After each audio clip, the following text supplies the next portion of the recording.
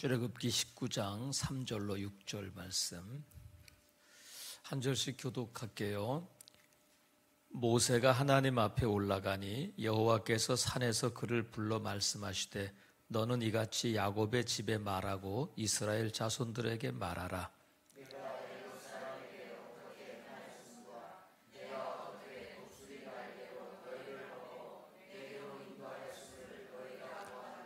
세계가 다 내게 속하였나니 너희가 내 말을 잘 듣고 내 언약을 지키면 너희는 모든 민족 중에서 내 소유가 되겠고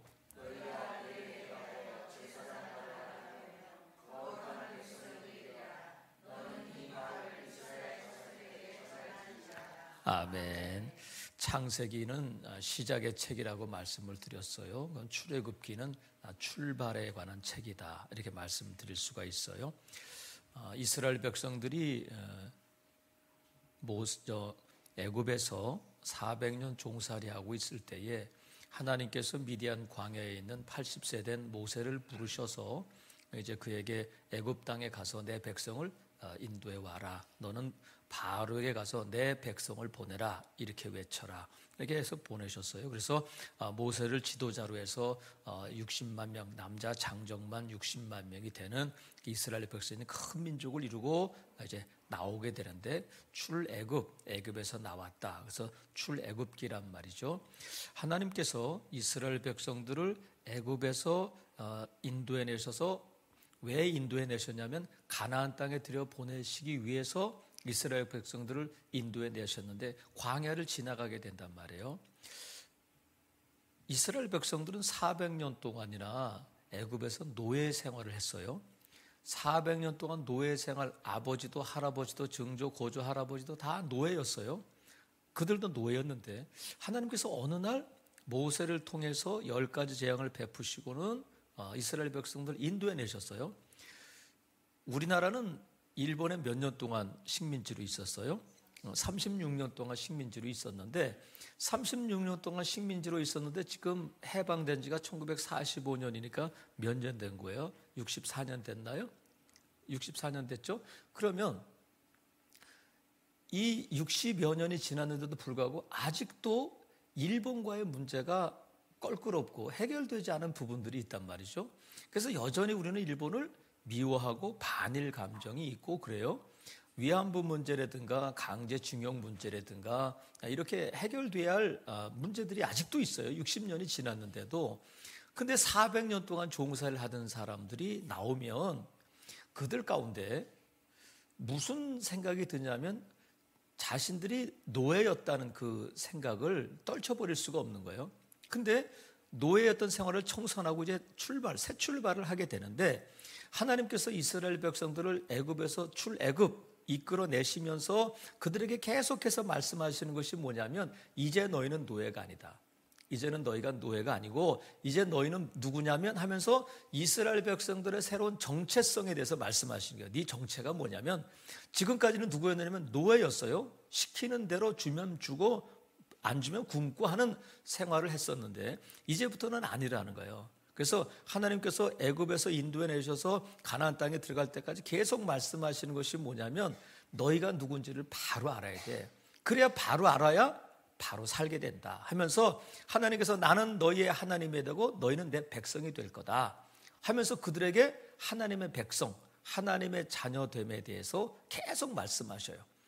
그래서 하나님께서 이스라엘 백성들에게 너희는 하나님의 자녀니까 이제는 하나님의 자녀답게 살아야 된다. 그래서 계속 그래서 가나안 땅에 들어가서 누구로 살아야 되냐면 노예처럼 살지 말고 이방인처럼 객처럼 그러니까 이 손님처럼 살지 말고 너희가 하나님의 자녀답게 살아야 된다. 하나님께서 주시는 땅이니까 너희가 주인이 되어서 하나님의 자녀로 살아라. 이렇게 말씀하셨어요. 그래서 출애굽기를 통해서 오늘 본문에 보면 너희가 누구인지를 바로 알아야 되는데 내가 누구인지를 바로 알려면 아버지를 알아야 돼. 아버지를. 그래 대통령의 아들인데 아버지가 대통령인지 모르고 막 살면 안 되잖아요. 나는 대통령의 자녀다 하는 걸 알고 아버지가 누구인지를 알고 나를 알게 될 때에 그 자녀답게 살 수 있단 말이죠. 그래서 하나님께서 오늘 본문에 보니까 하나님이 누구라고 말씀하신 4절 보세요. 내가 애굽 사람에게 어떻게 행하였음과 내가 어떻게 독수리 날개로 너희를 업어로 내게로 인도하였음을 너희가 보았다 하면서 하나님 자신이 소개해 주셔요. 나는 누구냐면 너희를 업어서 애굽에서 인도해내신 하나님이다. 그리고 5절에 보면 세계가 다 내게 속했다 이렇게 말씀하셔. 야, 내가 누군지 아냐? 모세에게 가서 이스라엘 백성에게 전해 말해줘. 뭘 말하냐면 너희를 인도해내신 하나님이 누구신지를 바로 알려줘라. 그러면 하나님을 알게 되면 이스라엘 백성들이 더 이상 노예가 아니고 어떻게 살아야 될지를 알게 된단 말이에요. 그래서 이제 출발했는데 뭐로 출발하냐면 하나님의 자녀로 출발했으니까 뭐로 살아야 되면 하나님의 자녀답게 살라는 거야. 왜 이 말씀을 자꾸 하시냐면 노예처럼 살지 말라는 거예요. 저와 여러분이 하나님의 자녀가 되었는데 여전히 옛날 36년 동안 일본의 식민지에 있었던 걸 지금도 해결하지 못하고 있는 것처럼 그렇게 살지 말고 이전 것은 지나가고 새로운 피조물이 되었으니까 새로운 피조물로서의 삶을 살아라. 이거를 바로 왜냐하면 내가 누군지를 알아야 그렇게 살 수 있단 말이에요. 하나님께서 이스라엘 백성들에게 너희는 내 자녀답게 살아라, 내 백성답게 살아라 말씀하시면서 먼저 뭘 말씀하시냐면 내가 누구인지 아냐? 너희 아버지가 누군지 아냐? 이렇게 말씀하셔요. 하나님께서 이스라엘 백성들을 아무 힘도 없고 꿈도 꾸지 못했던 400년 동안 종살이 했으니까 앞으로도 당연히 종살이하고 노예로 살 수밖에 없다고 여기고 있던 그들을 하나님께서 인도해 내셨는데 이스라엘 백성들이 한 게 아무것도 없잖아요. 전적으로 하나님이 하셨는데 어떻게 하셨냐면 하나님께서 독수리 날개처럼 그들을 업고 일로 옮기셨다는 거야. 그리고 하나님 세계 모든 것이 다 내 것이다. 풍성하신 하나님, 얼마든지 업어서 옮기실 수 있는 능력의 하나님, 그것이 너희 아버지다.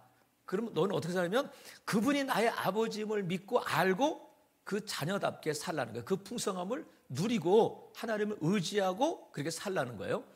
근데 그걸 모르면 하나님은 아버지는 부자인데 나는 여전히 쫄쫄 굶고 가난하게 살고 하나님은 풍성한데 나는 여전히 가난하게 살고 그러면 안 된다는 거예요. 아버지가 부자면 자녀도 당연히 부자로 살아야 된단 말이죠.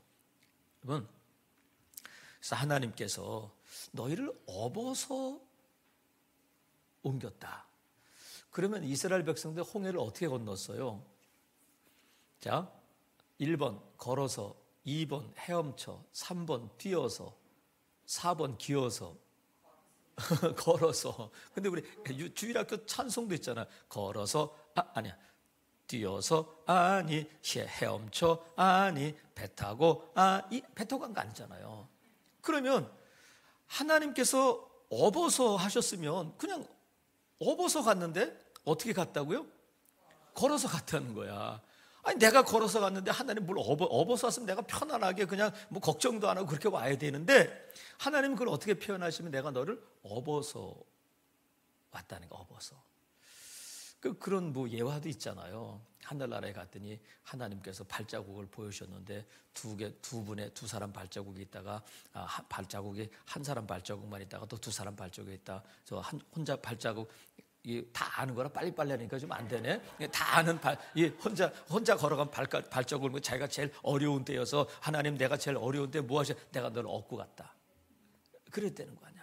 그러니까 저와 여러분이 지금까지 내 힘으로 살고 정말 아둥바둥 살고 어렵고 눈물 흘린 적도 많았지만 하나님 뭐라고 말씀하세요? 내가 너를 업어서 여기까지 왔다. 이게 말씀. 그건 뭐냐면 여러분 애들을 키울 때에 우리가 지금 내가 너를 근데 업어서 키우는 사람이 옆집 아저씨가 그러진 않잖아. 내가 너를 업어서 키웠대. 그건 이상한 거잖아요. 그 부모가 아이들을 키울 때 대부분 업어서 키워요.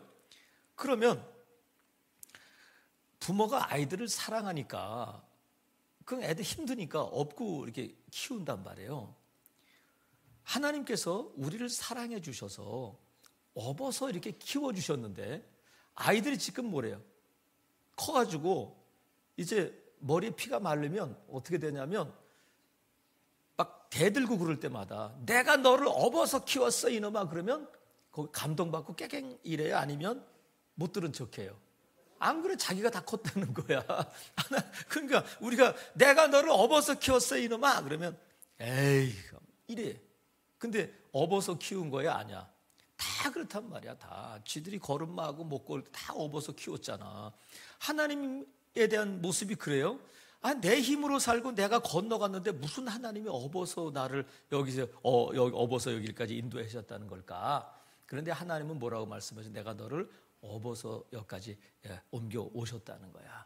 하나님이 저와 여러분을 업어서 정말 돌아보면 내 힘으로 살고 내가 건너간 것 같은데 하나님이 홍해를 갈라주셨고 먹을 것을 주셨고 하나님께서 입을 옷을 주셨고 건강 주셔서 여기까지 온 줄로 믿어요. 하나님께서 우리가 하나님에 대해서 아이들처럼 그래요. 조금 내가 먹고 살만하게 되면 언제 그러셨어요? 하나님이 나를 언제 업어주셨어요? 나 피곤하고 힘들고 혼자 눈물 흘리고 올 때 무슨 하나님이 나를 업고 깎고 해주시 언제 있어요? 이렇게 말하기 쉽단 말이에요. 그러니까 이스라엘 백성이 늘 그런 거예요. 내가 너희를 업어서 내가 독수리 날개로 너희를 업어서 내게로 인도했다. 누구에게로 인도했다고요? 내게로 인도했다. 자, 독수리 날개로 너희를 업어 내게로 인도했다는 거예요. 내게로. 딴 데로 인도한 것이 아니라 저와 여러분도 하나님께서 독수리 날개로 업어서 여기까지 인도하신 줄로 믿습니다. 그래서 아무 힘도 없고 죄로부터 자유롭지 못하고 죄에 매여 있던 저와 여러분을 업어서 여기까지 인도해 주셨다는 거야. 그것은 뭐냐면 아버지가 누구냐면 아버지는 그런 분이다. 너희를 사랑하고 능력으로 모든 것들을 다 소유하고 계신 풍성하신 분이 너희 아버지다. 너희는 누구냐면 그 아버지의 아들이고 딸이다. 그러니까 너희는 어떻게 살아야 되냐면 노예처럼 살지 말고 죄의 노예로 예전에 잘못된 습관의 노예로 살지 말고 누구답게 살라고요? 하나님의 자녀답게 살아라. 하나님의 자녀가 되었는데 목사는 목사 안수를 받아야 목사가 돼요. 시험을 치고 시험을 2번 치고 또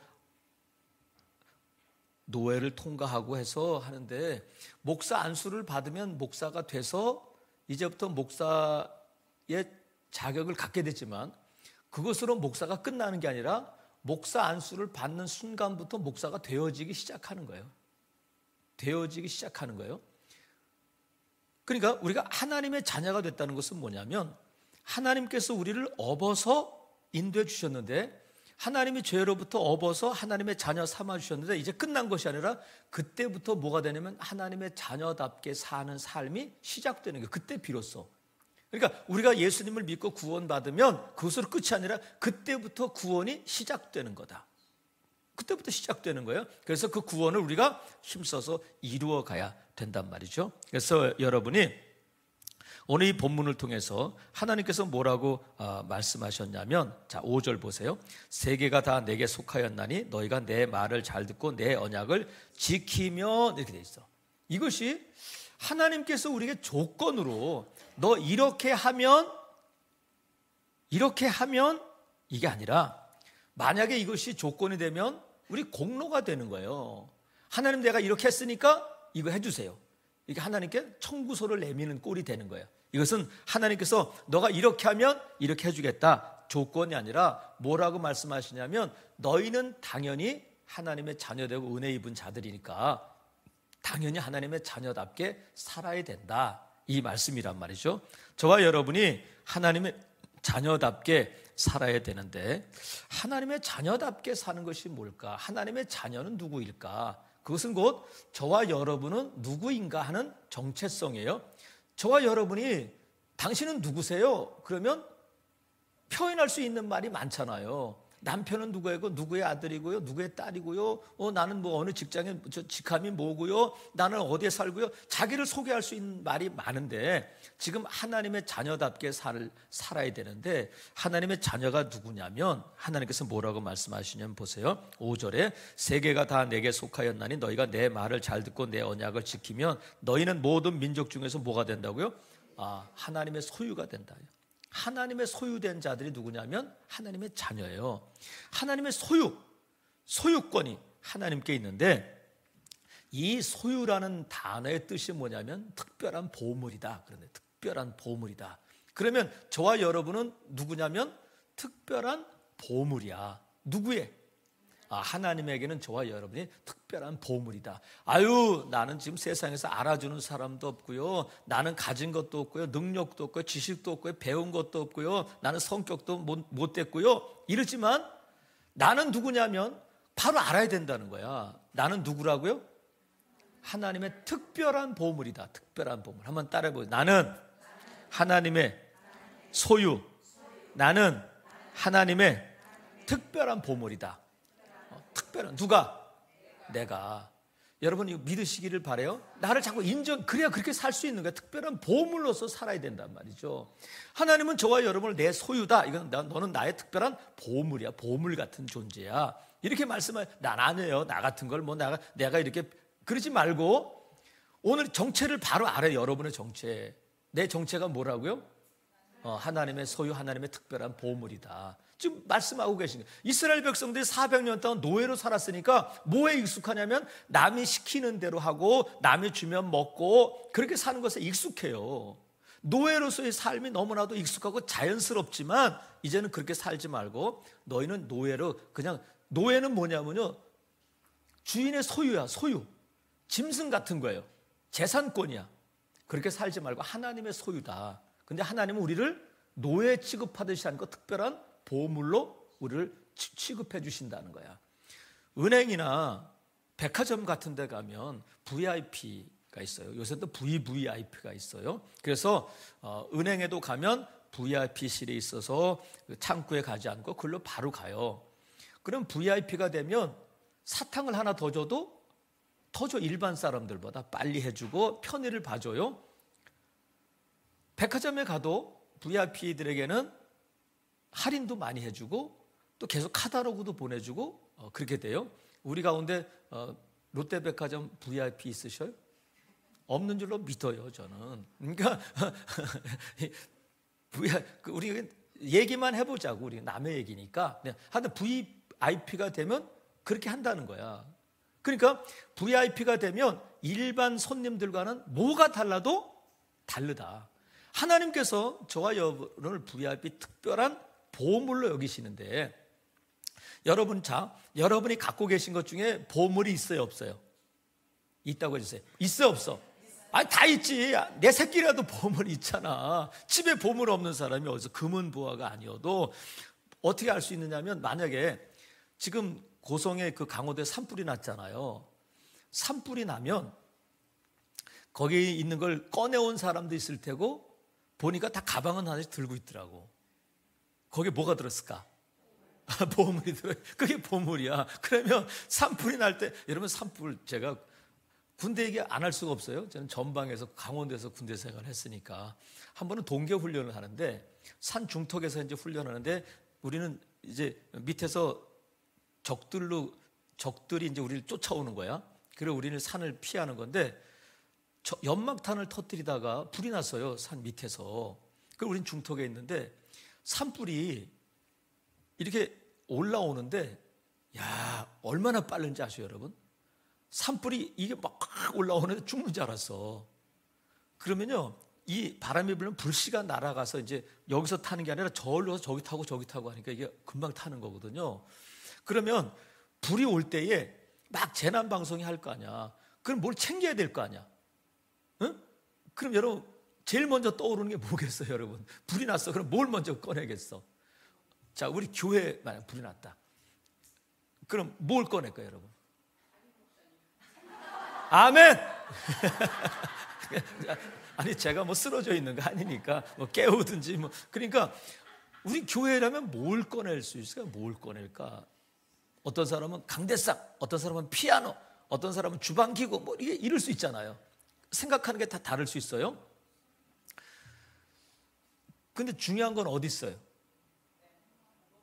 그렇지. 제 방에 대한 중요한 서류 같은 게 제 방에 있으니까 거길 지켜야 돼. 저런 거 다 타고 그럴 수도 있지만, 그러니까 산불이 나고 내 집에 불이 나면 제일 먼저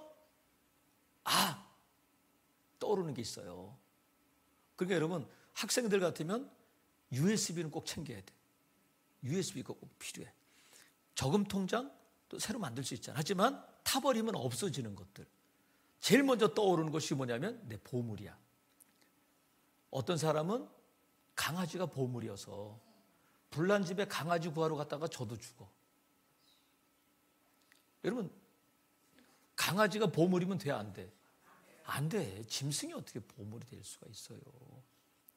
근데 만약에 천국에 불나면 어떻게 할까? 하나님 뭘부터 꺼낼까? 천국에 불나면 뭐부터 꺼낸다고요? 보물부터 꺼내지, 보물. 그 보물이 누구야? 나란 말이야. 하나님이 저와 여러분을 그렇게 하신다는 거야. 너는 내게 특별한 보물이다. 그걸 알고 하나님의 자녀답게 살아야 된단 말이죠. 그래서 이스라엘 백성들을 하나님께서 애굽에서 인도해 내셔서 지금 광야를 지나서 가나안 땅으로 들어가야 되는데, 이스라엘 백성이 이 광야를 지나면서 하나님의 기적을 체험하고 날마다 기적을 경험하고 살면서도 뭘 못 버렸냐면 애굽에서의 그 노예 근성을 못 버리는 거예요. 계속해서 애굽으로 돌아가자, 그때가 편했다, 그때 먹은 음식이 기억난다, 생각난다, 힘이 없다, 막 그러면서 계속해서 원망하고 하니까 하나님께서 뭐라고 말씀해? 너희가 원망한 대로 너희들 광야에서 하루를 1년씩 40년을 너 광야를 방황하게 될 거다 말씀해 주셨어요. 그러면 이스라엘 백성은 끊임없이 광야로, 애굽으로 돌아가자, 우리 가운데 장관을 뽑아서 애굽으로 돌아가자, 계속해서 그렇게 말씀하실 때 알았어, 가버려, 너희들 중에 갈 사람 손들어, 자 일로 모여 가 해서 하나님께서 그렇게 40년 동안 계속 하나님을 원망하고 모세를 원망하고 애굽으로 돌아가자고 했던 사람들을, 그 소리를 들으면서 하나님 면전에서 그렇게 하나님을 막 욕되게 하고 난 그 백성들을 한 사람이라도 돌려보낸 사례가 있을까요? 없을까요? 없어요. 그 자리에서 죽으면 죽었지 애굽으로 다시 돌아가서 거기서 살아라고 하고 보낸 사람, 간 사람이 없어요. 하나님이 돌려보내주지 않는 거야. 그러니까 이 말씀은 뭐냐면 하나님은 하나님의 백성 삼기 위해서 이끌어낸 그 민족, 독수리 날개처럼 업어서 인도해내신 그 사람들을 단 한 사람도 포기하지 않으셨다는 거야. 이게 하나님의 마음이, 하나님 뭐라고 말씀하시는 것처럼 그 음성이 들리냐면 난 죽어도 너 못 보내. 애굽으로 가야 돼요. 나 돌려보냈어요. 가고 싶어요 해도 나 죽어도 너 못 보내. 이게 누구의 마음이냐면 아버지의 마음이에요. 자식들이 철이 없어서 자꾸 애굽으로 돌아가죠. 가면 안 되는 거거든요. 아이들이 자꾸 저 이상한 데로 가자고 할 때에 보내는 부모가 없잖아요. 안 돼. 울지만 그 아이를 위해서 그런단 말이죠. 하나님은 저와 여러분을 독수리 날개로 업어서 하나님의 자녀 삼아주셨어요. 죄된 자리에서, 지옥에서 인도해내셔서 천국 백성 삼아주셨는데 저와 여러분의 모습을 보면 어때요? 만약에 내가 한 일대로라면 여기 있을 사람이 어디 있겠어요? 하나님께서 절대로 포기하지 않고, 우리는 끊임없이 하나님을 배반하고 하나님께 멀어지려고 하고 늘 원망하고 했지만 하나님께서는 난 죽어도 너 못 보낸다. 이렇게 해서 저와 여러분이 이 자리에 있는 줄로 믿어요. 다시 죄인 된 자리로 돌아갈 수 없다는 거야. 다시 그 자리로 돌아갈 수는 없다는 거예요. 하나님이 그걸 허락하지 않으신다는 거야. 그래서 한번 여러분, 하나님의 자녀 된 자들은 영원히 하나님의 자녀인 줄로 믿습니다. 이게 하나님의 은혜지, 이스라엘 백성들이 뭐 그럴듯한 일을 하고 하나님 앞에 뭐 대단한 일을 해서 자녀 된 것이 아니라 전적으로 하나님이 은혜를 베풀어 주셔서 그들을 백성 삼아 주셨다는 거야. 그래서 이스라엘 백성들이 광야에서 배운 것은 뭐냐면 하나님의 자녀답게 사는 것. 그것이 뭐냐면 하나님을 끊임없이 의지하며 사는 거예요. 그래서 광야는 학교야. 저와 여러분 이 광야 같은 세상을 지나가고 있어요.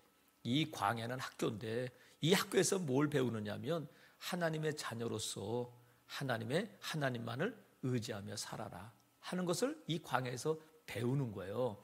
사랑하시는 성도 여러분, 우리 가운데 초등학교는 몇 학년 되면 졸업해요? 6학년 되면 졸업하는데, 아유 나는 졸업하기 싫으니까 유급해서 천천히 갈래요. 빨리 배우면 빨리 졸업해서 천국 가니까 나는 조금 더 천천히 배워서 자녀답게 좀 안 살고 이렇게 하다가 나는 90까지 살다가 부르시면 가겠어요. 그런 어리석은 사람이 없기를 바라요. 이 땅에서 하나님의 자녀답게 하나님을 의지하고 사는 그것이 하나님의 뜻이라는 거야. 그것을 배우는 거예요. 오늘도 여러분, 저와 여러분은 오늘 이 자리에 누구로 있느냐면 김집사, 박집사로 있는 것이 아니라 하나님의 자녀로서 하나님께서 말씀하시잖아요. 3절에 모세가 하나님 앞에 올라가니까 여호와께서 산에서 그를 불러 말씀하실 때 너는 이같이 야곱의 집에 뭐 하라고요? 말하고 이스라엘 자손들에게 뭐 하라고요? 말하라. 6절에 보니까 너희가 내게 대해 제사장 나라 거룩한 백성이다. 너 이 말을 이스라엘 자손에게 뭐 하라고요? 전하라 말씀하십니다. 그래서 오늘 이후에 이 말씀을 전하는 거야. 그러니까 저와 여러분이 누구라고요? 하나님의 소유, 하나님의 특별한 보물이다. 그렇게 살라는 거야. 두 번째, 하나님 뭐라고 말씀해? 6절. 너희가 내게 대하여 무슨 나라가 된다고요? 제사장 나라가 된다. 모든 민족 가운데서 내가 너희를 구별해 주셨다는 거야. 제사장 나라가 된다. 제사장은 어떤 직분을 갖고 있느냐면, 제사장이랑 직분 그 역할은 뭐냐면 백성들을 대표해서 하나님께 나아가는 직분이 제사장이에요. 하나님의 말씀을 가지고 백성들에게 나아가는 직분은 선지자고, 하나님의 뜻을 따라 백성들을 인도하는 자는 왕이고, 제사장은 백성들의 죄를 가지고 백성들을 대표해서 하나님께 나아가는 자가 제사장인데, 하나님께서 이스라엘 백성들을 그런 제사장 나라로 삼으셨다는 거예요. 모든 민족들, 그러니까 모든 민족들을 대표해서 모든 민족들을 이끌고 하나님 앞에 나아가야 할 자들이 누구냐면 너희들이라는 거예요. 그게 하나님의 자녀된 자의 모습이라는 거예요. 그래서 여러분, 지금 내가 하나님의 제사장된 나라가 됐다는 것이 어떤 배타적으로 너는 아니고 나는 제사장이야, 하나님이 나를 택해 주셨어, 뽑아 주셨어 해서 너는 아니고 나는 기구한다면 배타적 이기주의가 되는 거예요. 우월주의가 되는 거예요. 다른 말로 하면 저와 여러분이 예수 그리스도를 믿고 하나님의 자녀가 되어서 제사장 나라가 되었는데 하나님 앞에 나갈 수 있게 되었어요. 그러면 교회에 오고 예배의 자리에 올 수 있는 것은 우리에게 우리에게는 특권이지만 예수님을 안 믿는 자들에게는 이기주의처럼 보일 수 있다는 거야. 우리는 당연하게 하나님의 자녀된 자로 예배할 수 있고 기도할 수 있는 특권을 가지고 제사장 나라가 되어서 하나님 앞에 나오지만, 예수 그리스도를 안 믿는 사람들의 입장에서 볼 때는 이기주의적으로 볼 수 있다는 거예요. 왜냐하면 이런 경우에요. 남들은 다 야근하고 있는데 수요 예배 간다고 그래서 모든 것을 다 접고 딱 나가버려. 그러면 남들은 다 야근하는데 혼자 교회 가야 된다고 가면 예배할 자리에 가는 건 특권이긴 하지만 다른 사람들이 볼 때는 이기적으로 보일 수 있다는 거예요. 그래서 난 믿으니까 넌 안 믿으니까 이렇게 이분법적으로 생각하지 말고 오히려 더 열심히 일해야 된다. 직장에서든지 미안한 마음으로 특권을 가지고 있지만, 하나님이 우리에게 주신 특권이지만 예수 그리스도를 안 믿는 사람들 앞에서 더 미안한 마음으로 평소에 더 열심히 일해야 된단 말이죠. 그래서 이 제사장의 직분을 특권으로 생각한 선지자가 있었는데 그게 누구냐면 요나 선지자예요. 요나 선지자. 하나님께서 요나에게 니느웨로 가라, 그 니느웨 백성 회개시켜서 하나님께 인도해라. 그런데 그걸로 안 간단 말이에요. 왜? 니느웨가 망하는 꼴을 보고 싶었거든요. 그러니까 제사장이 가가지고 이 이스라엘 니느웨 백성들을 회개시켜서 그 사람들을, 그 니느웨 성을 구해야 되는데 자기가 갖고 있는 특권으로 여기고 그 말씀을 안 전한단 말이죠. 저와 여러분이 하나님 앞에 인도하기를 원하는 자, 하나님이 사랑하시, 우리가 지금 예수 그리스도 안에 함께 있지는 않지만 그를 하나님께 인도하기를 원하고 인도하는 자가 제사장인데, 그를 하나님께 인도하고 그를 위해서 기도하고 하는 자가 제사장이다. 저와 여러분이 누구냐면 하나님께 나아갈 수 있는 특권을 가졌지만 그 특권이 우리에게 의무가 될 수 있다는 거예요.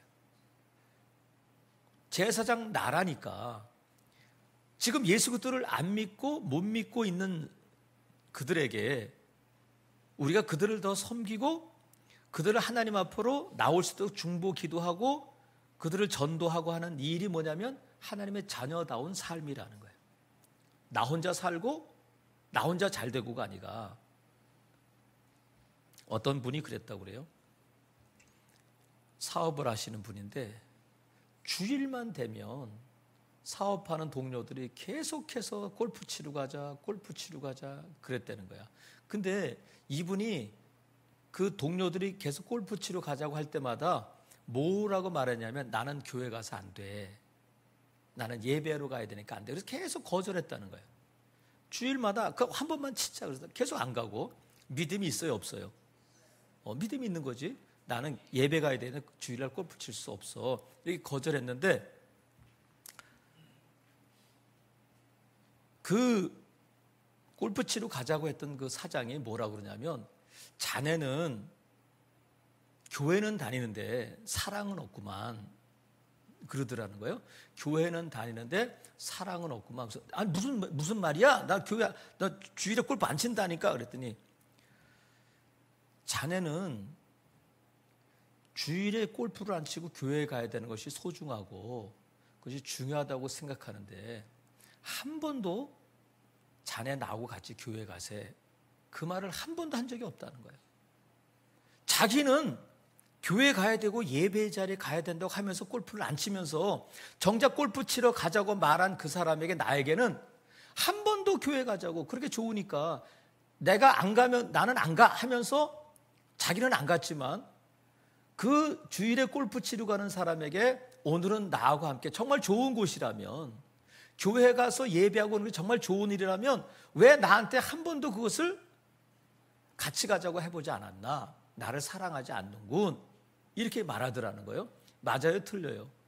맞는 말이지. 자기가 정말 좋으면 나 골프 치러 안 가, 주일에 예배하러 가야 돼, 그 특권이지만 그걸 가지고 자기가 그렇게 좋다면 그 사람에 대해서 이게 어떻게 좋고 왜 주일에 이렇게 예배를 하게 되는지를 얘기해 줘야 되는데, 한 번도 교회 가자 이렇게 좋은 데니까 한번 같이 가자, 자기가 안 간다는 말만 했지 같이 가자는 말을 해본 적이 없다는 거예요.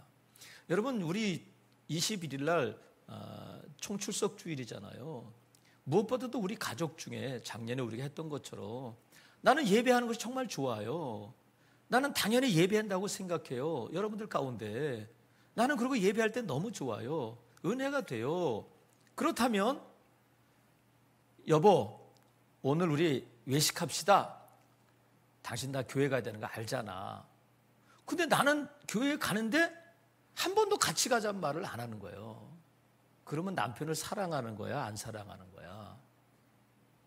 뭐 각자 대답할 수 있기를 바라요. 아내에 대해서도 마찬가지고. 그러니까 우리가 하나님께서 너희는 제사장 나라다. 제사장은 누구냐면 백성들을 대표해서 하나님께 나아감으로 그 백성들을 하나님께 인도하는 자들이에요. 저와 여러분이 누구냐면 하나님의 자녀인데, 하나님의 자녀는 제사장 나라다, 제사장들이다. 믿으시면 아멘. 그렇게 살라는 거예요. 또 세 번째 뭐라고 말씀하시냐면, 너희가 내게 대하여 제사장 나라가 되면 뭐가 된다고요? 거룩한 백성이 된다. 거룩하다는 것은 구별되다는 거잖아요. 근데 거룩해도 되고 거룩하지 않아도 되는 것이 아니라 내가 거룩하니까 너희도 거룩해라, 명령이에요. 거룩해야 된 것은. 그래서 하나님께서 왜 자꾸 거룩을 명령하시냐면, 이스라엘 백성들은 애굽에서 뭐였다고요? 노예였어. 노예. 근데 가나안 땅에 들어가면 가나안 땅에 7족속이 살고 있어요. 근데 7족속은 하나님을 알지 못하고 우상을 섬기고 있는데, 이스라엘 백성들이 그 땅에 들어가서 그 가나안 땅에 살고 있는 사람들과는 다른 삶을 살라는 거예요. 그들과 동화되거나 그들을 따라가지 말고 구별된 삶을 살아라 해서 거룩한 백성이다 말씀하신단 말이죠. 그래서 예수 그리스도를 믿는 그리스도인들은 예수 그리스도를 안 믿는 사람들과 어떤 면에서 구별될까? 어떤 면에서 구별되어야 하나? 우리가 보통 예수님을 믿으면 예수님을 전할 때 나 예수님 믿고 병 고쳤다. 나 예수님 믿고 사업 잘 됐다. 나 예수님 믿고 우리 아들 좋은 대학 갔다. 그것은 기독교가 아니어도 모든 종교에 다 있는 거예요. 여러분, 불교 믿는 사람들이 절에 나가면 잘 된다고 그러겠어요? 못 된다고 그러겠어요? 잘 된다고 그러지. 뭐 어느 종교나 다 마찬가지요. 이런 것이 아니라 이 그리스도인 예수 그리스도를 믿는다는 것의 그 거룩함은, 하나님의 자녀된 자의 거룩하면 그런 것보다 훨씬 더 품격이 있는, 차원이 다른 그런 거룩이라는 거예요. 그래서 세상 사람들은 다른 종교를 믿는 사람은 도저히 용서할 수 없는데 예수 그리스도를 믿는 사람들은 용서하더라. 그 상황에서 정말 웃을 수 없는데, 감사할 수 없는데 교회 다니는 사람들은 웃고 감사하더라. 다른 사람이 할 수 없는 일, 다른 사람들이 품을 수 없는 사람 품고 가는 그런 사람들이 그리스도인이라는 거예요.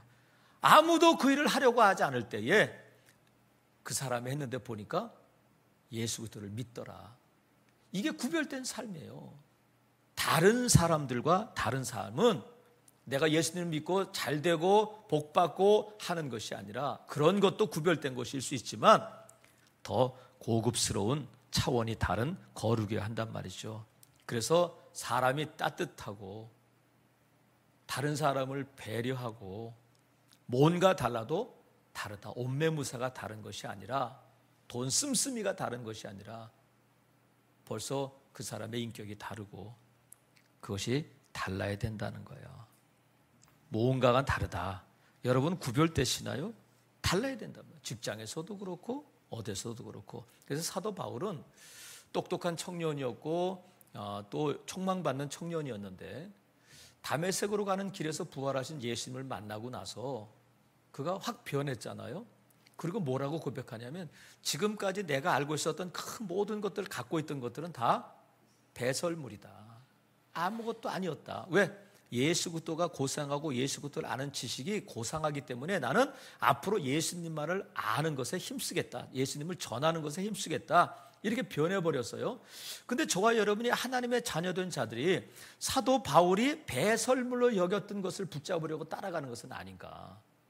출세를 위해서, 더 많은 것들을 얻기 위해서, 더 많이 인정받기 위해서.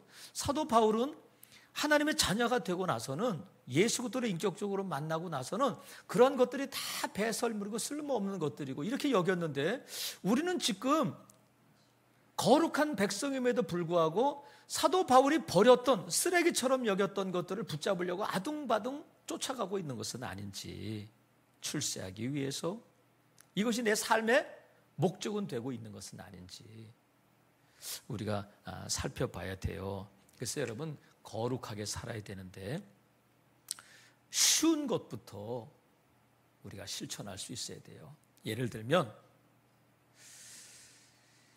직장 다니는 청년이나 직장 다니시는 분들이 직장에 가면 이제 사무용품들이 많이 있잖아요. 직장에 가면 복사기도 있고 뭐 있는데, 교회에서 사용할 악보를 직장에 사용하면 안 돼. 교회에서 필요한 것을 직장에서 해결하면 안 돼요. 제가 청년부 하고 있을 때에 한 청년이 레스토랑에서 알바를 했어요. 근데 그 청년이 자기 친구들에게 무슨 요일날 와? 그러면 싸게 해줄게. 무슨 요일날 와? 목사님도 무슨 요일날 오세요. 그러면 제가 거저 공짜로 해주겠다는 거야. 근데 걔는 뭐야? 거기서 알바야, 알바. 근데 나중에 보니까 목요일날 오세요. 그래서 나중에 알았어요. 친구들이 많이 가서 목요일날 먹었더라고. 근데 목요일날이 무슨 날이냐면 사장이 안 나오는 날이야. 그러니까 자기가 해줄 수 있다는 거야. 그래서 내가 불러서 얘기했어요. 그러면 안 된다. 너는 알바고 네가 사장일 때 그렇게 해주면 내가 갈 수 있지만 네가 알바인데 어떻게 네가 마음대로 이렇게 돈을 안 받고 그렇게 해줄 수 있느냐. 그렇게 얘기를 했어요. 그리고 청년들에게도 가지 마라. 네 돈 내고 먹어야지. 예수 그리스도를 믿으면 그러면 안 되는 거예요. 제가 미용실을 갔는데 좀 유명한 미용실이었어요. 딴 데보다 5,000원이 비싸. 근데 이렇게 얘기하다가 보니 남자 40살 먹은 청년이 이제 이렇게 머리를 손질해 줬는데 머리 손질하면서 이제 두피 그 마사지라고 그러나 뭐 이렇게 몇만 원짜리 이렇게 받았어요. 근데 얘기하다가 목사입니다. 뭐 이렇게 하고 뭐 교회 다니세요. 이렇게 교회 다녔습니다. 뭐 그렇게 얘기를 했어요. 근데 계산할 때 카드를 내니까 이 카트한 비용만 받더라고요. 아니 그래서 이게 두피 마사지 안 받냐니까 그냥 그건 서비스를 해드릴게요 그러더라고요. 그러면 되겠어 안 되겠어요? 안 되는 거지. 그래서 만약에 사장한테 허락받고 그렇게 해주면 되는 거야. 근데 자기는 종업원인데 자기 마음대로 받아야 될 것을 안 받고 나는 기분이 좋지만 그 다음부터는 부담이 되는 거예요. 그래서 그 서비스는 안 받았어요. 거룩하다는 것은 거룩한 백성은 뭐냐면요. 다른 사람들은 다 그렇게 해도 다른 사람들은 다 레포트 뭐 다 필요한 거 다 복사해 와도 교회 다니는 사람은 그러면 안 된단 말이에요. 다른 사람들은 다 친구 불러서 이렇게 먹여도 교회 다니는 사람은 그렇게 하면 안 된다. 그게 구별되는 거예요. 엄청난 거 구별되는 것이 아니라. 그래서 여러분 저와 여러분이 누구냐면 하나님의 자녀다. 하나님의 자녀라면 하나님의 자녀답게 살아야 된다. 하나님의 자녀는 누구냐면 소유된 백성. 하나님의 특별한 보물이다. 제사장 나라다. 거룩한 백성이다. 구별되게 살아라. 말씀하셨으니까 그렇게 살아야 돼요. 자, 왜 그러냐면 베드로전서 읽고 마치게. 베드로전서 뒤에 2장 9절.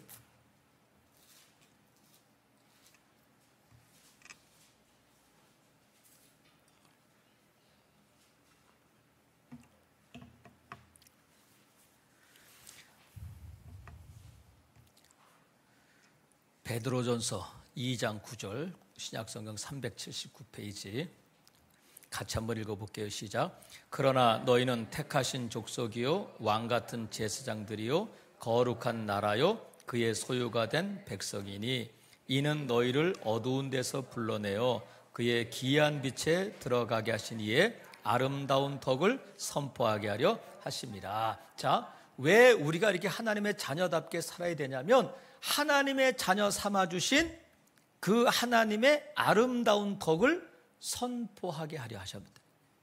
그러니까 하나님의 자녀로 산다는 것은 뭐냐면요.